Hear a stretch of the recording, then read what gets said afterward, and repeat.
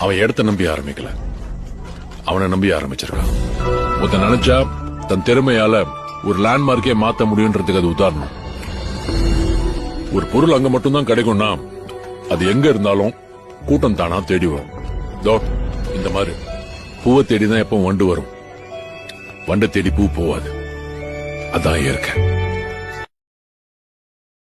நினைச்சா திரும்ப திரும்ப திரும்ப எந்திரிக்கிறியாடா?